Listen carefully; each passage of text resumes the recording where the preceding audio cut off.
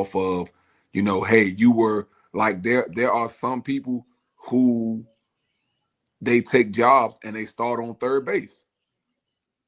There's some people who step into the batter's box and they already, now I ain't a great baseball guy, but it's all, I don't know if it's 2-0 or 0-2, whatever, but they have no balls and 2 strikes when they step up to the plate. And they have to find their way on base and find their way around by really, really, really, getting down and dirty and grinding and building something from nothing.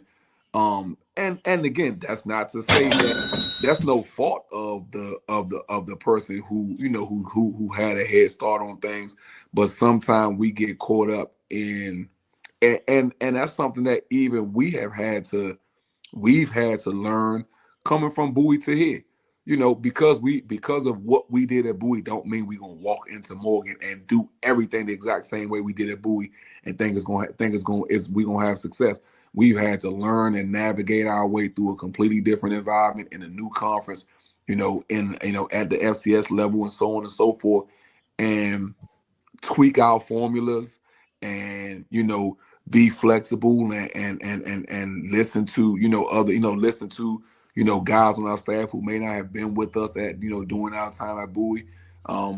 So it to me, when you talk about a good coach, to me a good coach can work with lesser talent, less resources, maybe not an area that or maybe not be in an area that's as fertile and rich when it comes to talent, and still be able to put a product on the field. I'll never ever forget talking to a guy. It was one of our competitors during our time at Bowie, and we played Delta State in the playoffs. And he was a brother, so it wasn't like I didn't take it as a backhanded comment, because it wasn't a white coach telling me something that almost was like patronizing me. It was a brother. It was one of the brothers they have on the staff, and he came to me after the game and he said, "Bro," he said, "I've been here for a while, and we've obviously faced some HBCUs during our time here, and a lot of times it has been just kind of like almost like backyard type football." He said, "Man," he said, "I told our coaches the very first day we watched our film," he said, "these coaches know what they're doing." And he said, one of the guys looked at me and he said, "Every play I watch, whether it's executed correctly or not, I can at least tell what you guys are trying to do. Like there's rhyme or reason with everything that you're trying to do. You're not just throwing stuff against the wall and seeing if it sticks." And to me, that's why I consider myself as a good coach, because I'm coaching from logic and using ration when I'm coaching. I'm not just coaching off emotion. It's not just like, oh my God, they got 2 first downs. Let me just blitz the whole house, knowing I don't have 4 DBs that can cover. It's not like, again, if you look at kind of our track record at Bowie, and even what we've done now at Morgan, if you look at our schedule, we are forced to play some of the top teams in FCS football every year, because the MEAC only has 5 teams, and from a proximity standpoint, the closest teams to us FCS are what? CAA teams. If you take away the conference that has North Dakota State and all those guys in it, which conference has the next most teams in the playoffs every year? The CAA. So we've got to go play Richmond and Stony Brook and Towson and Delaware and these teams every single year. So we get tested every single year. And even though we have not been beating those guys consistently, we're always competitive with these teams every single year. When we go play Ohio this past year, we held Ohio to their lowest point total of the whole year. Ohio University won the MAC championship last year. So again, I think that we have shown as a staff that we are able to, for one, acquire talent, but also to be able to maximize that talent when you get those guys within your program. And I think that's what good coaches do. But that's not to say, now again, I ain't hating. I don't think the guys that win championships because they have more or they're giving more, I don't think they care whether or not I say they're a good coach or not. I think they look at them rings and them trophies, and they consider themselves good coaches, and I ain't mad at them for that. But coach, I have this description that I give some coaches, and I call them trust fund coaches, meaning that they roll into situations that are already set up for success, right? And then there are other coaches that roll into situations that they fighting from the bottom up. You understand what I'm saying? Meaning that, and it seems that a lot of times coaches are generally all judged the same, but I'm glad that you brought up the nuance between not all jobs are equal, not all coaching opportunities are equal. So, coach, let me ask you this here, because I'm going to say this. 4 coaches have come on this show unemployed, and 4 of them currently are head coaches on Division I programs right now. I'm not saying that we had anything to do with it. So you saying there's no correlation between the two? I don't know. Coach Cole books the interviews. You know, we ask the questions. That's how it works. So I don't know. But this is what I say, Coach. Do you have a preference of a coaching job when you go to it? Would you rather have a trust fund job, or would you rather build something from the ground up? Oh, no, I don't have a preference. No, I'm not. My aunt, I was raised by my 2 grandmothers and my aunts. And my aunt would always tell me beggars can't be choosers. and that saying has stuck with me for my entire life. And I'm not saying I'm begging. I think I'm in a great situation. Like I said, I get to work for a guy that really believes in me, and you know, I don't have to look over my shoulder every time we give up 30 points and think that my job is on the line. I get to raise my son. I get to take my son to school and pick him up from school and take him to football practice and basketball practice pretty much every day. So I'm not running to a job. I think a lot of people are more disappointed than I am every offseason when they don't hear my name being mentioned as a finalist or a candidate for a job. I'm good. I believe that what God has for me is going to be. When my time comes, I do plan on making the most of my opportunity when my time does come. But I'm not in a situation where I'm going to say, hey, I want to have this job with these things in place, so on and so forth. Now, I'm smart enough and I have enough smart people around me where if I am presented with an opportunity or, you know, the potential of an opportunity, I'm going to make sure that it is something where I feel as though I can have success.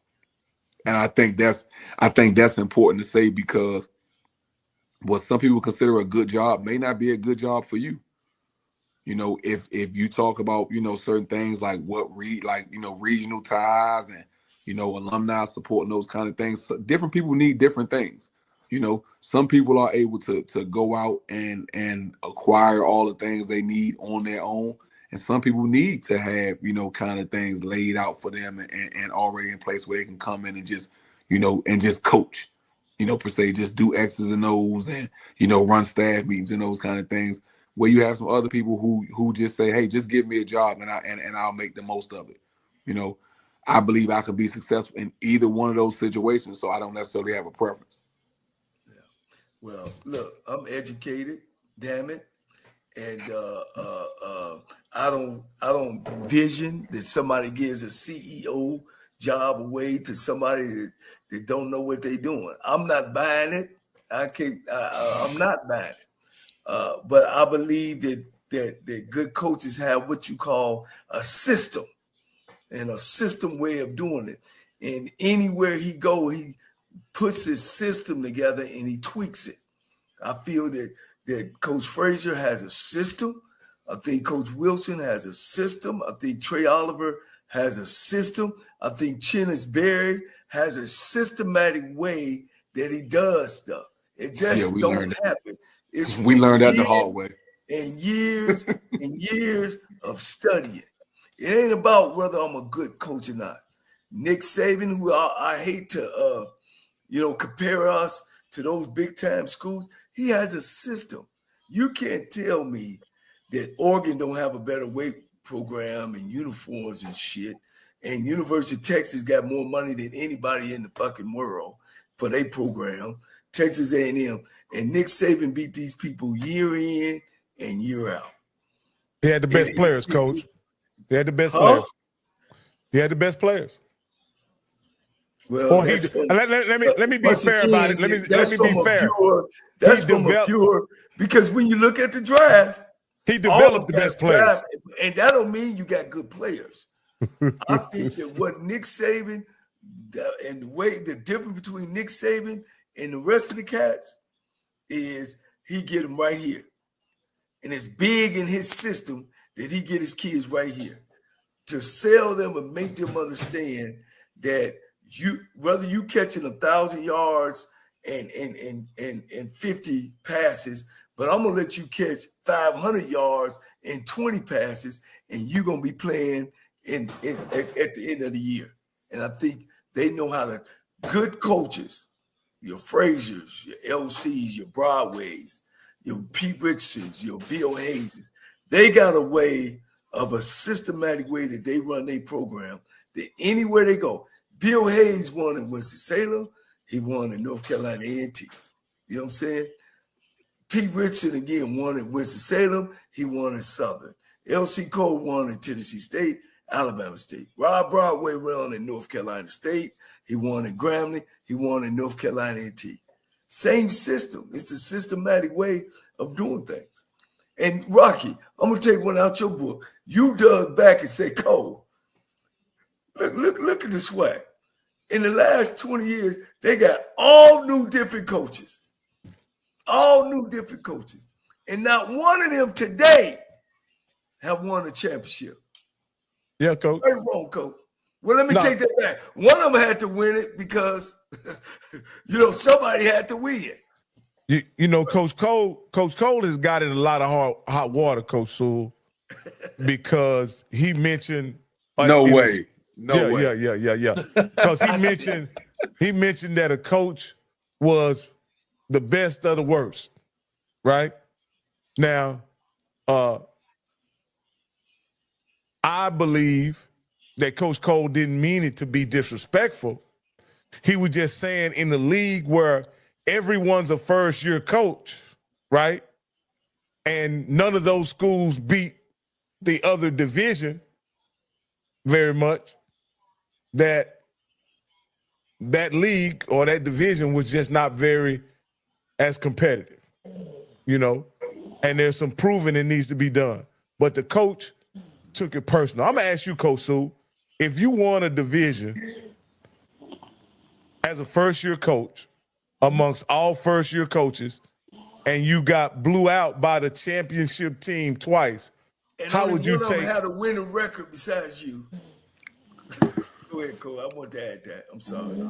All right, I'm not going. First of all, let me just say this: I have no idea who the coach is. I don't know the league or anything. So whoever this coach is, I don't know who you are. So don't get mad at me. I'm just answering the question. First of all, me personally, again, and it may sound cliche. I don't care a lot what a lot of people think about me. So that's why, as I said before, to me, if you're a successful coach, I don't think you should be worried if people think you're a good coach or not. At the end of the day, you have tangible results that show that you had a successful season. If you have a trophy, if you have a ring, that says that you had a successful season. So if someone says something about you not being a good coach and you take offense to it, in my opinion, you're giving that person, like, you're proving that person right. You're showing them that you may have some type of insecurity within yourself to allow that to get to you. Because you can't be, and again, I love and respect Coach Cole as well, but you can't sit on a show and talk about me and me winning as a coach and me allow it to bother me. and that's just me personally. I would not allow that to bother me at all. Or I would simply say, hey, when you get back in the game, you come see me. And then we can see if I'm a good coach in that. When you and I line up against each other, when our teams line up against each other, we'll see if I'm a good coach in that. Until then, I'm gonna keep winning. But if I get into it, and now I like the way you talk, Coach. Yeah, I like the way you talk. Because now, as soon as I engage or I show any type of emotion or feelings about what you said or how you feel about me, now like I've stripped away everything that I worked for to accomplish. Because at the end of the day, like you said, like it may be, I mean, I don't remember the exact scenario that you gave, but whatever the case may be, if I came out on top, ain't my fault. And I'm not ashamed to say this. I don't care if we got our head kicked in on Sunday. I'm a Washington Commanders fan. Been that way since I was a kid. Since they were the Redskins. I feel sorry for you, Coach, but go ahead. It's okay. It's okay. And people will always say, well, one of y'all rings don't count because it was a strike year. So I don't say they played the games, didn't they? If the games were played, now if you say and y'all beat our Cowboys with a strike team. Yeah, you're right. And y'all had real players. See? So, but I say that to say, how can if the games are played and the results are counted, I could care less looking back on what type of caveats and what stipulations you put on what we did. We played the people that were in front of us and we won. Now, if you want to call that the best, if you want to call it the best or the worst, the key word, I'm gonna stop listening after you say best. let me say this in defense of myself is that I'm on a show that I am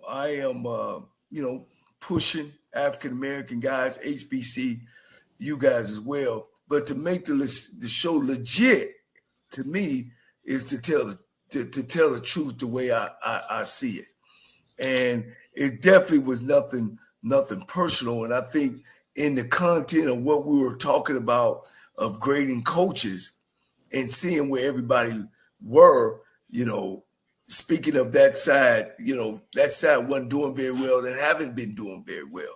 Then here come a guy comes in his first year, and win it.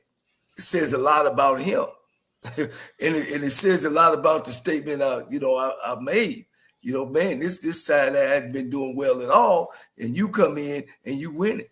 Unfortunately, don't be upset at me, be upset at them. Maybe they need to get off their butt and start winning some football games.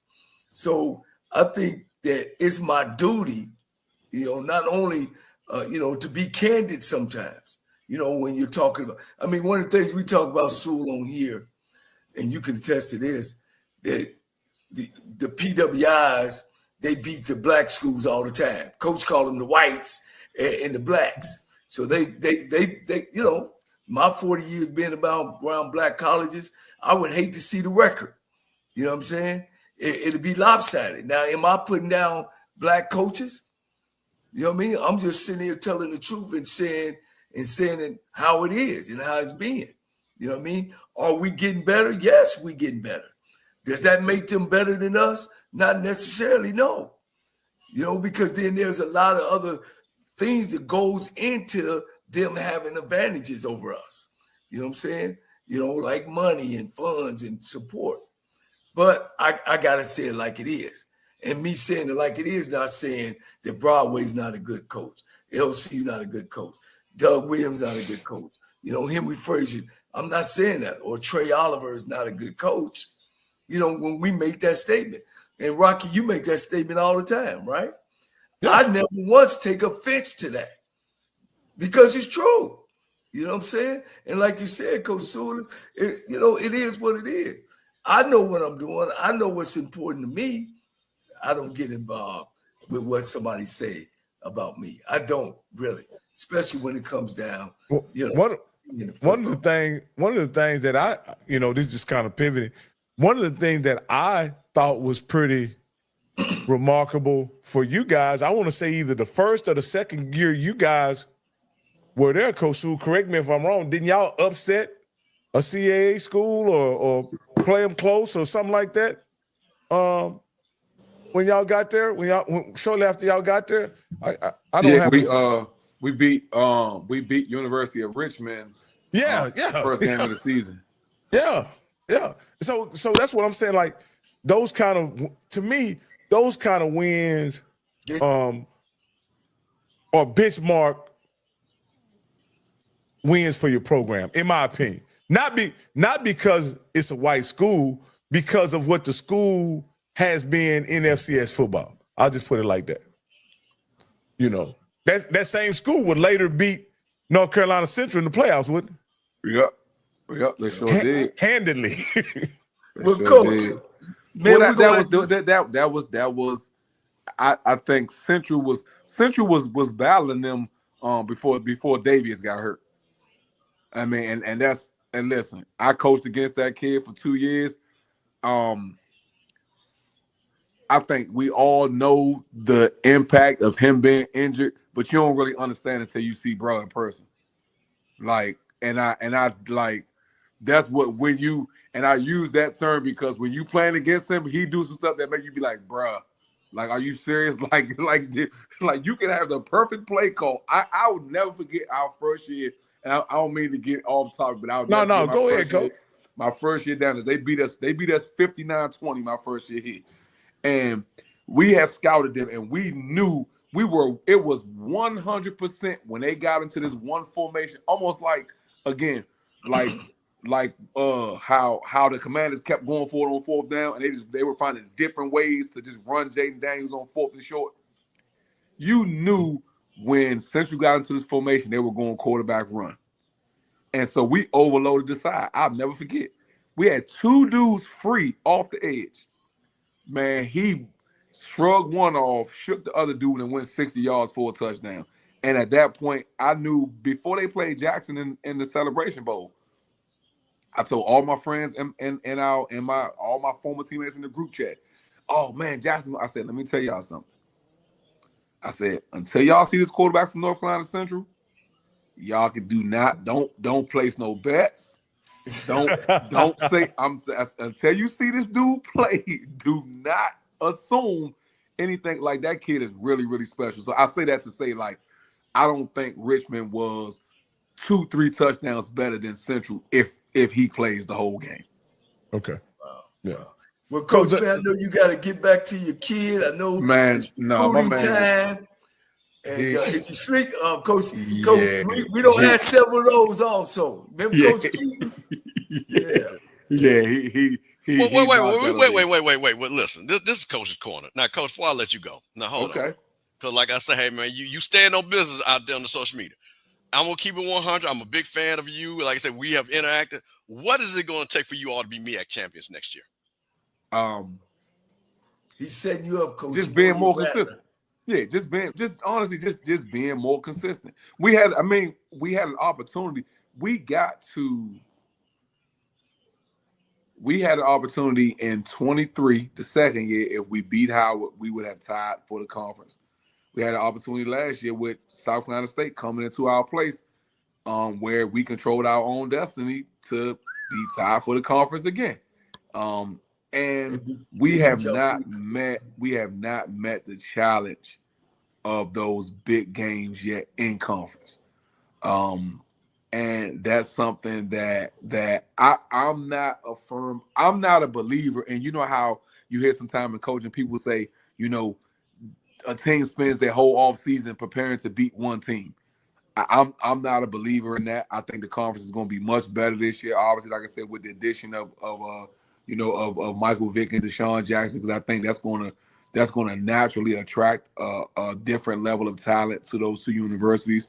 So I don't think we can go into it with the mindset of, hey, we got to beat Central. We had to beat everybody. In the MEAC, the schedule is so short, you can't afford to drop a game and think that you're gonna still, have a chance. And I hate scoreboard watching. So I'm not gonna give you a coach's corner answer, I apologize for that because again, I get called into the principal's office a lot. So I'm not gonna make a prediction, but in terms of what we need to do, we gotta be more consistent. We just started our off-season program. These first few days have been great. You can really tell that the buy-in is different. You got some younger guys who are ready to step up and assume some bigger roles. I think that we'll be better up front on both sides of the ball. I know we're much bigger up front on both sides of the ball, which I know goes a long way.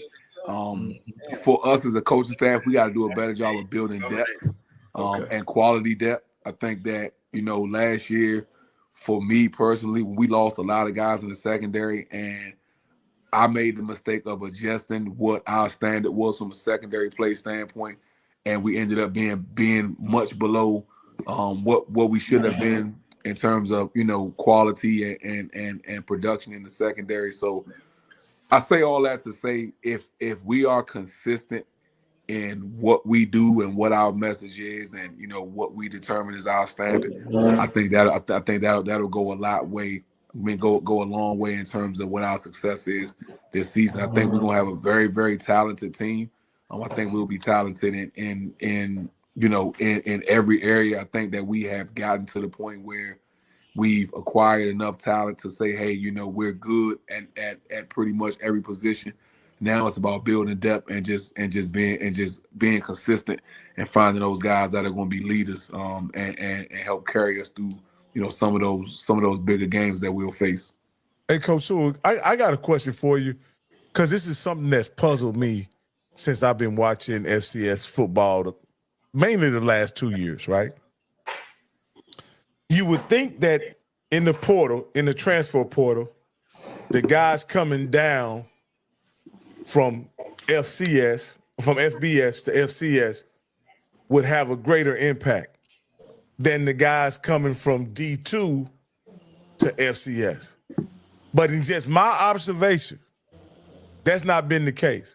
The guys coming from D2 to FCS has made a greater impact and a greater contribution than the guys coming down. The guys coming up from D2 have made a greater impact than the guys coming down. Am I looking at it wrong, or am I missing something in that assessment? We actually have our operations / recruiting person, Gerald Huggins. I'm sure you guys probably familiar with Gerald. He does draft HBCU. Yep. He was doing that, kind of full time before he joined our staff recently. He actually did some in-depth studies on that. I don't have the numbers in front of me, but just from the naked eye, when you look at it, a lot of the guys that come from when you look at just the headlines, right? When the guys drop down from FBS to FCS, what do the headlines say? Former 3-star, former 4-star, former. When the guys are coming up from D2, what does it say? All CIAA player, all SIAC player. So you still talking production versus potential. So a lot of the D2 kids have played college football for 2 and 3 years already. Whereas though a lot of the FBS drop downs are guys that were practice players on that level, and you're hoping that when they come down a level that they'll be able to rekindle and recapture some of that glory and success that they had in high school or earlier in college. The unique thing and when you talk about going back to to Dion during his time at Jackson State, he had the cachet to be able to go and get guys that played at the FBS level to come to Jackson State. So he wasn't just banking on guys that, I hope this kid can be something. He was going to get guys that actually had snaps on that level, and you can pop in game film with them playing on that level. Coach Simmons was able to do similar during his time at FAMU. What I think a lot of us have tried to do unsuccessfully is we're going to get guys based on a name and based on a high school rating, and hoping that that's going to translate. Well, for one, from a skill player standpoint, ain't much difference between FBS and FCS. You may have a guy that's 6'1" versus 5'11", but his ability ain't much higher. His level of ability ain't much higher than his counterpart at the FCS level. The O-line is where it can get, but if you look at, again, I hate to use the word, the market for transfers, any O-lineman that played that going to transfer portal are going up.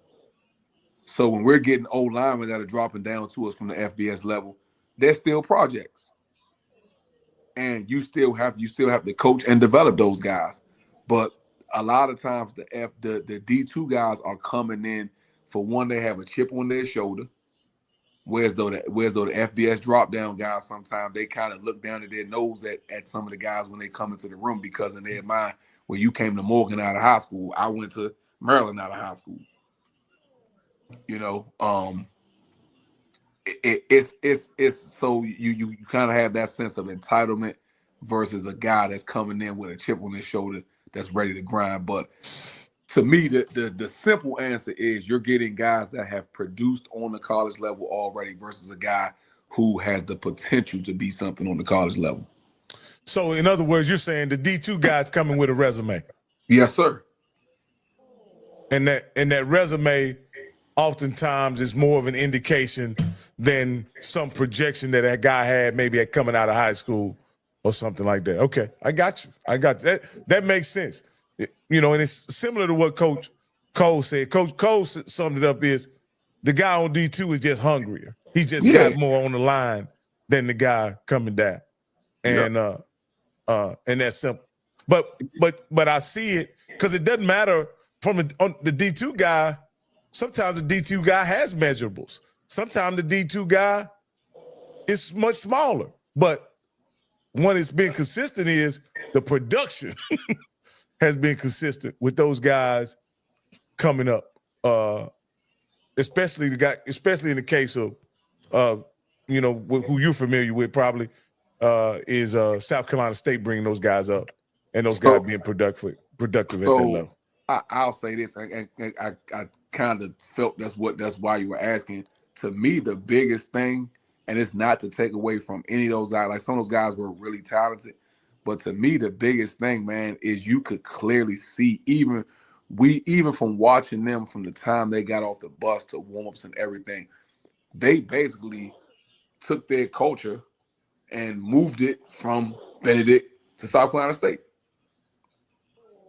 It wasn't necessarily, in my opinion, it wasn't necessarily that they were the most talented team in our conference. I think North Carolina Central was probably still the most talented team that we played in conference all year. But you could tell that, like, we came out the very first drive. I want to say we got 3 and out against South Carolina State on the first drive. And you look and you could tell, like, it didn't, their confidence, their swagger, whatever you want to call it, it didn't waver at all. And you never saw any type of division or anything amongst those guys. You could tell they looked like a team that had been together for multiple years, which when you look at the core of that team, a lot of those guys had been. And that makes it much easier when you're coming in trying to sell kids on something when you have other kids in the room who are also selling and pushing that same message. So now as a coach, I say something one time, and the next time that happens, one of my kids is stepping up saying the same thing because they already believe in what I'm selling. Oh, that makes sense, Coach. Coach, you got anything before we let Coach Sewell? Oh man, you've developed into the guy, into the man, into the coach that I thought you would. From the first time I met you, I know it wasn't on. Well, it was a good time because we was about to face each other for 60 minutes. So I write it off and charge it to your head and not your heart. But you are the guy that I thought you would be. Hopefully, man, this show and you keep doing the work that you're doing. We'll be bringing you on or showing up at your spring game one day. you know, and you know, I look forward to that day to come. Keep working hard, and I appreciate your time and appreciate you.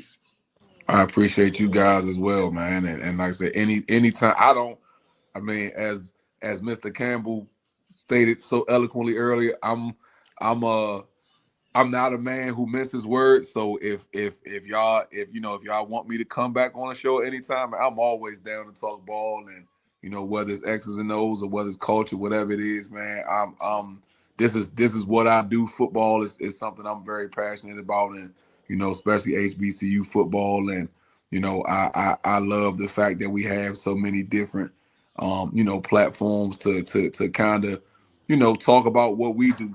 You know, talk about what we do and really kind of give people some insight onto the things that we do. So like I said, anytime I'm free, I see my boy Coach Ryland from Virginia Union just chimed in. Anytime I'm able to, you know, like I said, come in and join you guys and just, you know, chop it up with you, man. It's been more than a pleasure, and I look forward to hopefully doing it again in the future. Yeah, and you know, I still want to bring coaches on, Coach Sewell. So if some guys are interested, man, you know, it just opens up my Rolodex as well. You know what I'm saying? For sure. And that's because we don't have a platform. You know, we don't have one where we can come out and people can see who Coach Sewell and how he thinks, how he feel, what direction he wants to go. So I think it's important, man. And you know, I ain't gonna be right all the time, Coach. You know, so you know, but again, man, I appreciate your time and effort. It look like you got another little coach coming up there.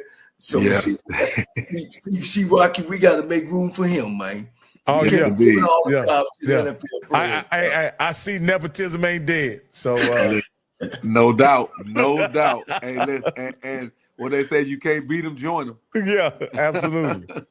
Well, we got to get him in the NFL, then, Coach. Yes, indeed. That's the plan. And well, you know what? He might be NBA. He a little hoop star right now. So okay. Whatever it is, I'm just anything he want to try. We just gonna throw it against the wall and see what sticks. Hey, Coach, we'll accept him at FAMU because I know you love FAMU so much. So we'll bring him down to FAMU, okay? You know what? Hey man, I know you love FAMU so much. Hey, I ain't got no beef with FAMU. I'm just I ride for my people, man. I love FAMU.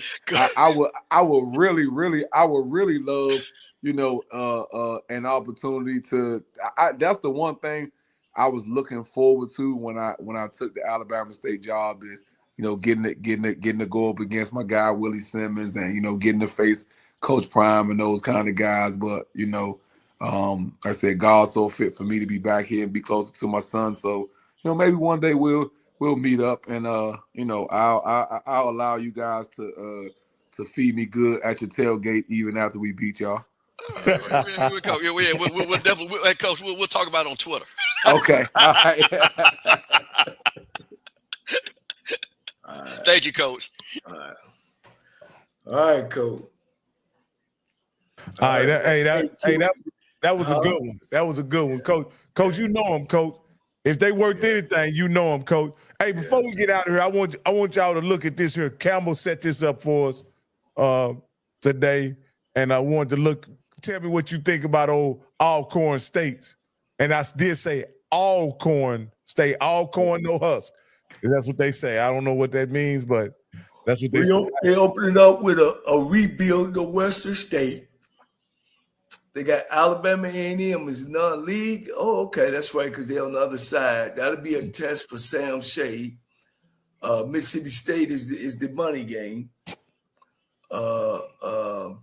Arkansas Pine Bluff, man, he should be able to get Pine Bluff.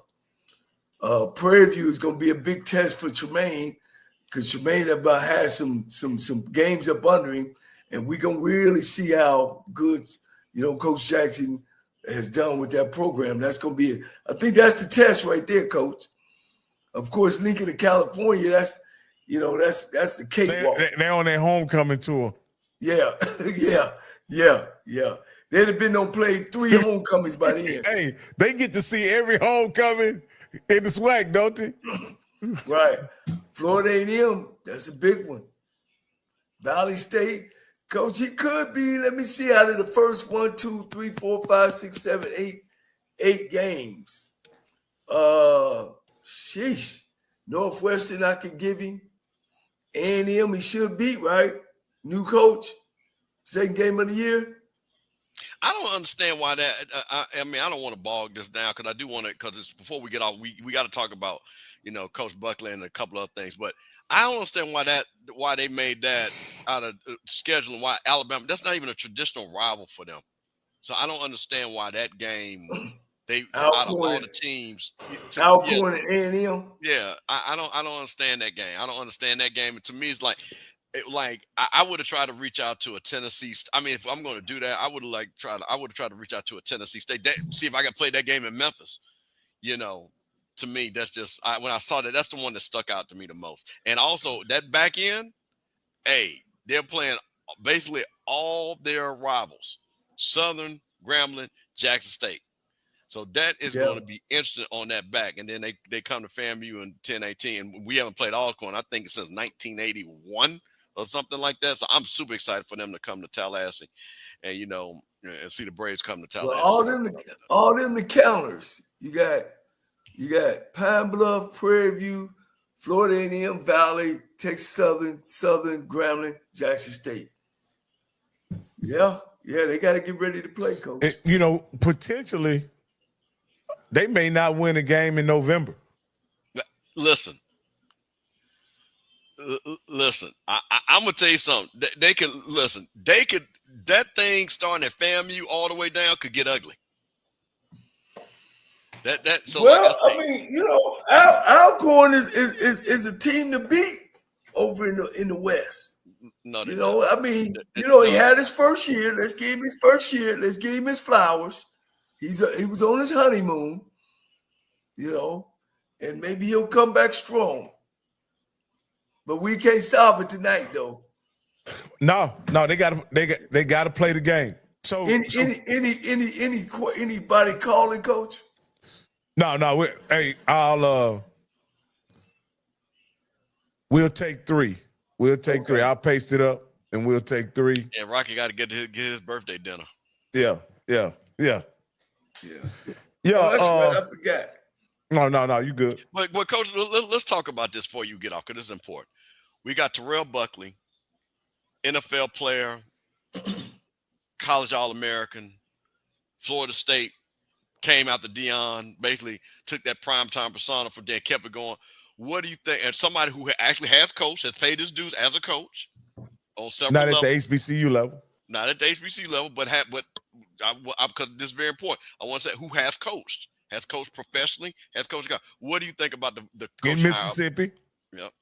What do you think about the coaching hire Terrell Buckley at Mississippi Valley? He was, he's a head coach in the XFL. Yep. And he didn't do well his first year, and it was the first year that he was having the league. So you really can't. And in that league in the XFL, you were able to go out and find your players. Did y'all know that? Yeah, I did. The coaches and the coordinators they were able to travel around the country and find their players. They were the scouting department as well. Right. Matter of fact, I went to one when it was in Arizona. All the teams came out here to Arizona, and they worked the players out. So they were having these trials all over the country. And so him and the coordinator was able to choose the players. And unfortunately, they didn't do well at all. But, I mean, I think it was, it's a good choice for what they can pay and who he is. And I think you get both sides of it. You get the celebrity, Terrell Buckley, former NFL player. You also get a guy that's been a head coach and some experience. So, I'll give the hire a B.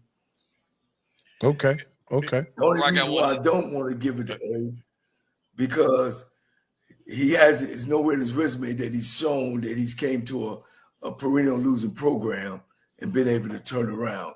He doesn't show in his resume he's a turnaround agent, which he might be.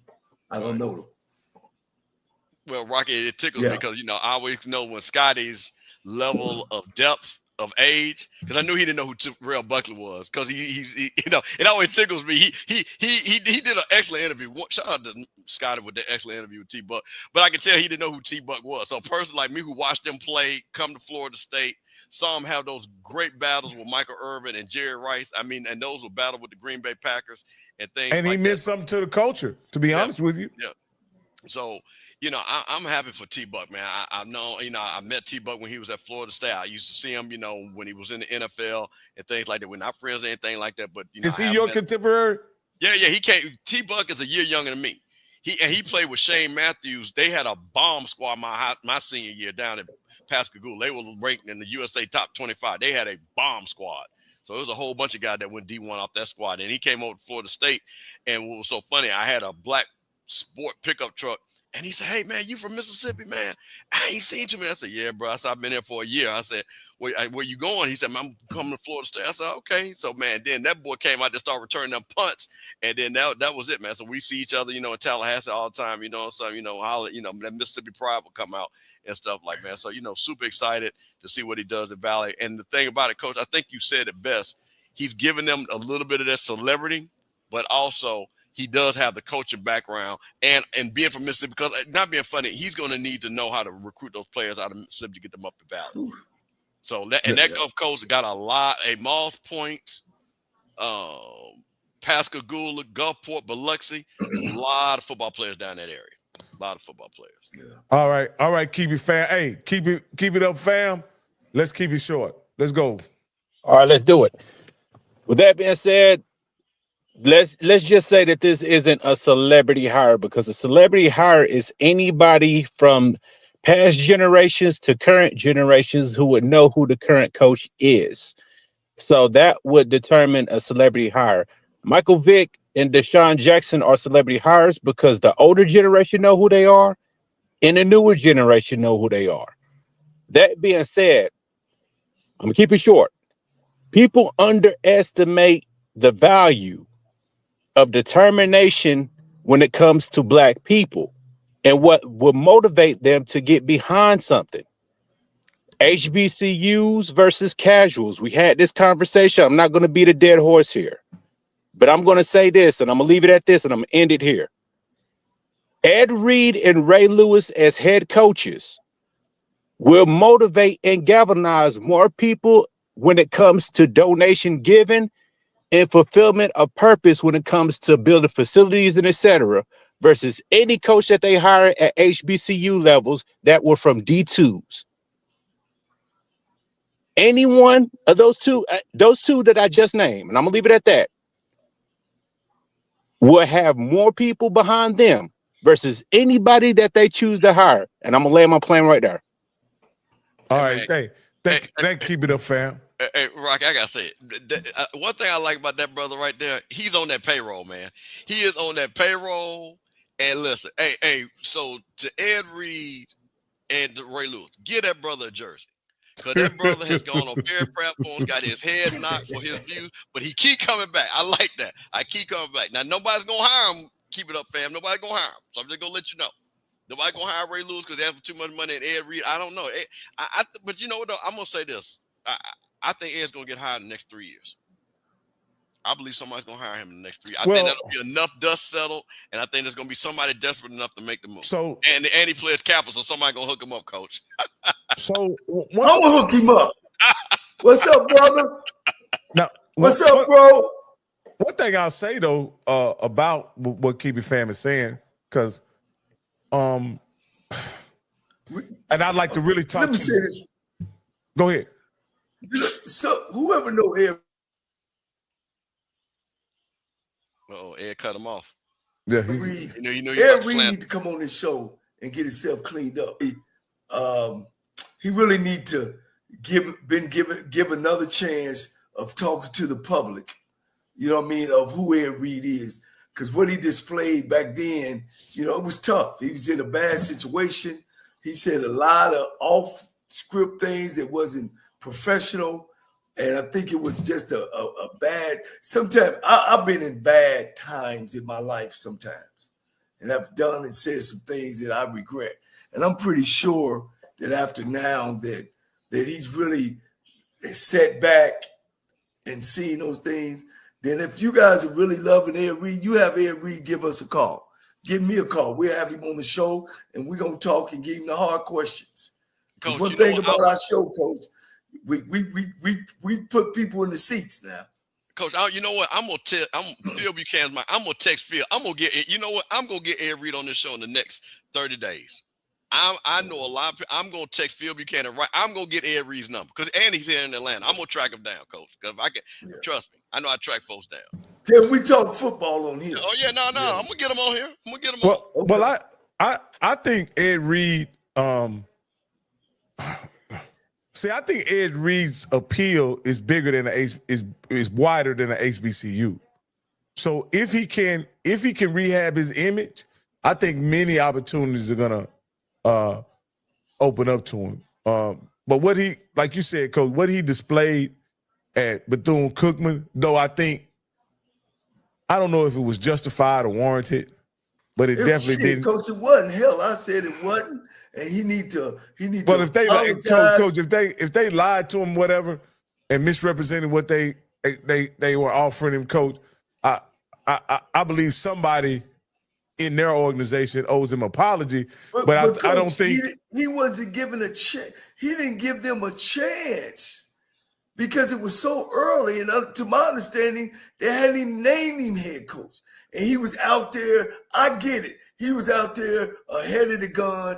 But it's business too. You know what I mean? It's about business. You know what I mean? He was ahead of the game. Like, man, I'm into this. Man, forget the contract. I got money. we'll get to that later. You know what I'm saying? Rocky, I'm gonna tell you this. Let me be honest with you. I talked to a lot of people down there. I'm gonna be honest with you.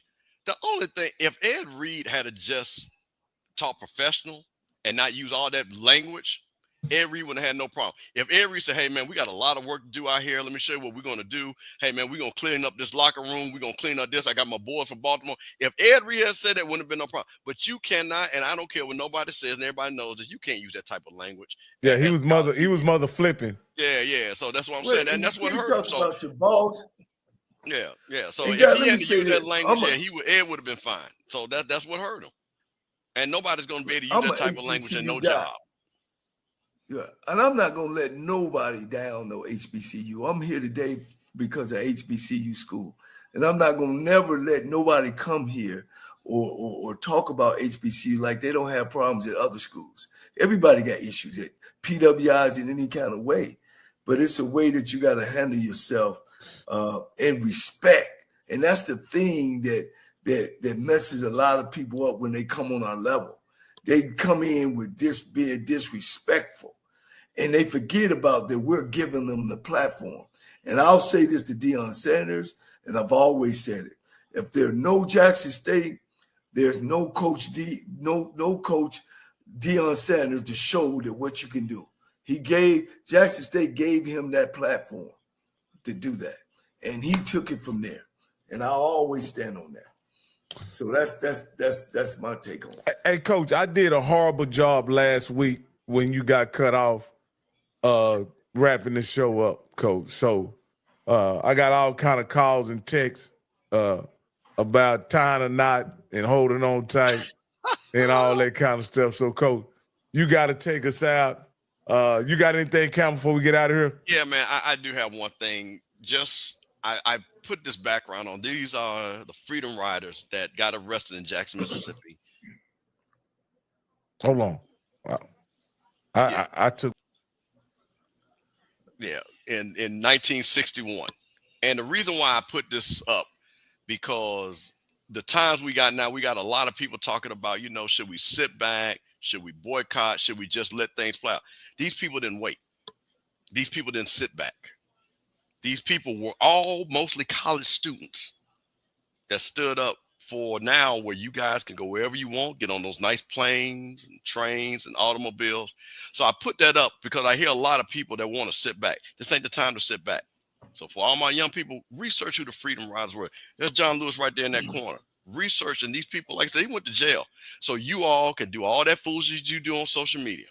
All those things that you do is because these people right here.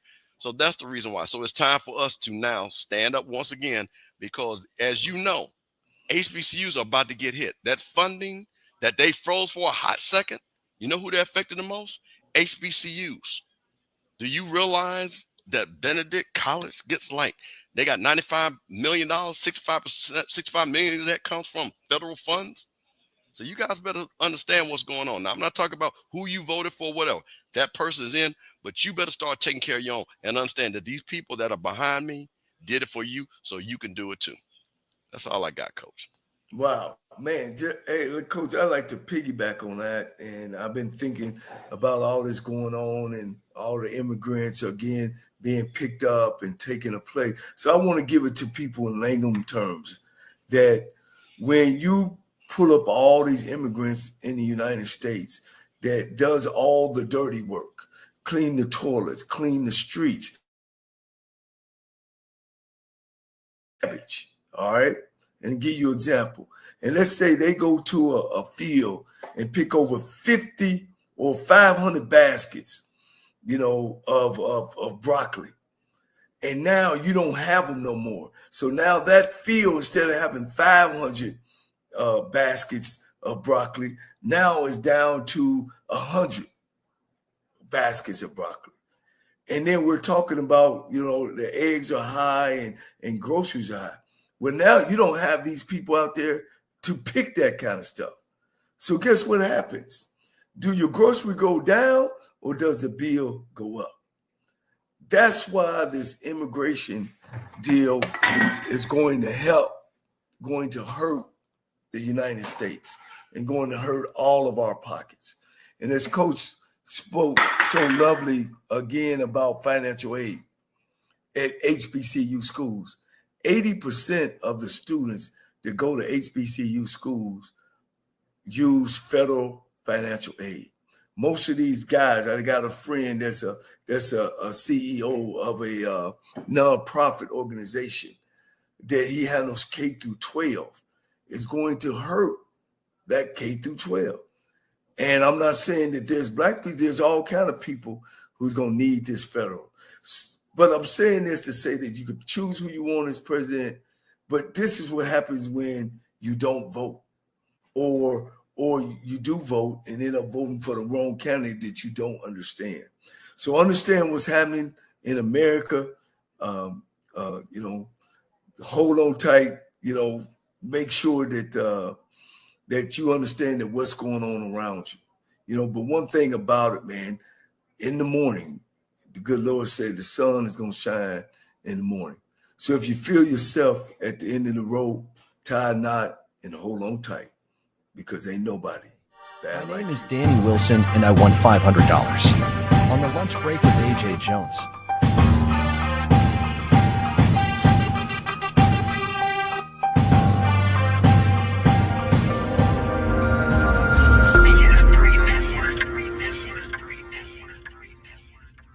BS3 Network, changing the way you watch TV.